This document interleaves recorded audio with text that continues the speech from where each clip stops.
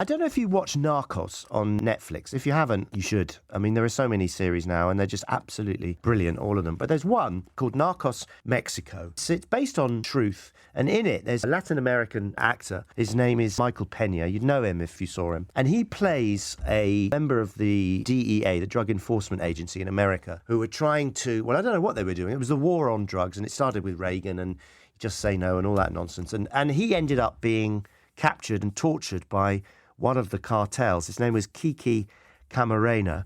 And I wanted to talk about this because there's been a lot of movement and another significant arrest by the Americans on the man who was responsible for that in Mexico. His name is Rafael Caro Quintero. He's been arrested by the Americans. He's been on the run for many, many years. He was actually found by a dog called Max, a specially trained dog who sniffed him out. He was hiding in a bush. He was released from jail a bit too early and has been in hiding ever since, but the Americans have now got his hands on him. I want to talk about this with Robert Mazur. Now, Robert is a particularly interesting person when it comes to this subject because Robert was with the US Drug Enforcement Administration. He knew Kiki Camarena, the guy who was executed, very well, and he's also written a book. It's called The Betrayal, The True Story of My Brush with Death in the World of Narcos and Launderers. It's being made into a film. Anybody goes undercover in the cartel, you've got to respect. So, Robert, a big respect to you. Just tell us a little bit about this guy who's been captured. I know Kiki's family, but I never met Kiki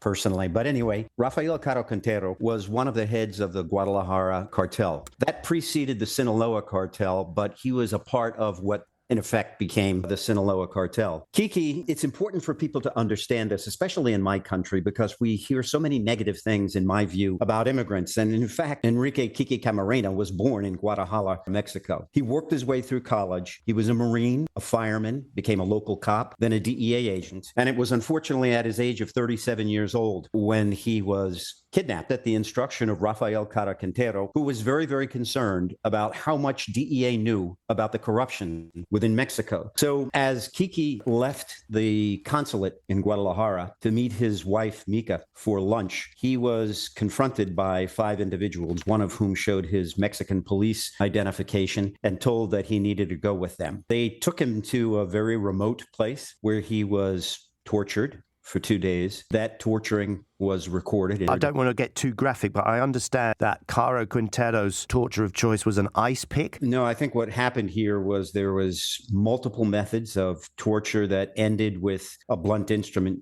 used to crush his skull. But he was then buried in a steel-barred chamber behind one of Caro Quintero's mansions. But let's look at who Caro Quintero really was. At this stage, now DEA was focusing in on Caro Quintero along with the Mexican authorities, and they tracked him down as he was trying to enter his private jet at the Guadalajara airport. There, DEA agents who were armed with just handguns were there with the Mexican military. When Caro Quintero saw them, he was surrounded by 5 bodyguards who had submachine guns. He motioned to the military leader of that group for the Mexicans, had him brought over. He whispered in his ear that he was going to be sending him $270,000 for his not getting arrested at that stage. He then took a big swig out of his champagne bottle and laughed at the DEA agents, saying next time they should bring better weapons and not little toys. So he then flew to Costa Rica. And in Costa Rica, happened to know one of the officers who was part of the group that tracked him down. You know, this is just unfortunately how things go in this ugly, ugly war on drugs. But I guess after they were convinced that they were not supposed to kill him, they let the Mexicans take him back to Mexico. Now the story really gets disgusting because the Mexicans who refused to allow him to be extradited to the United States decided that they were going to convict and imprison him. He was imprisoned to a sentence of 40 years, but unfortunately he was put into a prison that was a cell block set up for 250 inmates.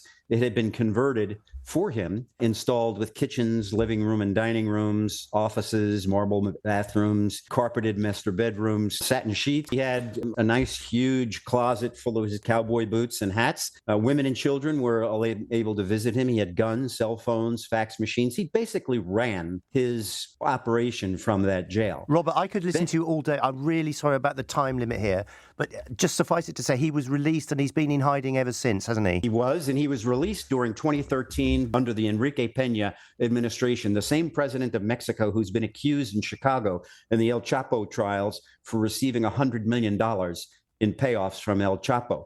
And he was tracked down recently by the Marines of Mexico. He is pending extradition to the United States. I'm sure he'll be extradited this time and prosecuted for the heinous crimes, including those of the murder of Enrique. And we understand Kiki Camarena. he was actually found by a sniffer dog hiding in a bush. I've seen that in media reports. I have to say that we recently gave back a big asset that we shouldn't have, which was the former Minister of Defense for Mexico, a general by the name of Cienfuegos. I couldn't understand why we did that. Our Attorney General at the time, Barr, said that they were doing this because they were going to get help to get a major drug trafficker. I tend to wonder if this wasn't the quid pro quo in order to release the general. When you watch Narcos, you just realize the kind of, not the futility of it, but just to realize it's not just drug runners. It's like everyone's in cahoots and everyone seems to be getting an advantage from it. Just a quick word. You've written a book, The Betrayal, The True Story, My Brush with Death in the World of Narcos and Laundered. You know what the world is like. Is Narcos near the truth? It's near the truth. I personally know quite well Steve Murphy and Javier Pena, who are the co-producers and who are focuses of attention. I'd say clearly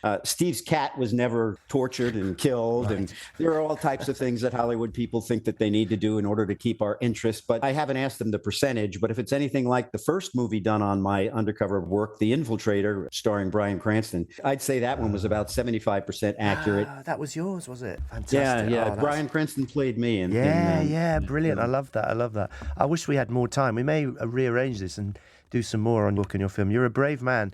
Thank you so much for talking to us, Robert. Robert Mazur, former undercover agent with the Drug Enforcement Agency. Who would do that job when you see what's going on? Oh, my God. Anyway, so the book, The Betrayal, The True Story, My Brush with Death in the World of Narcos and Launderers.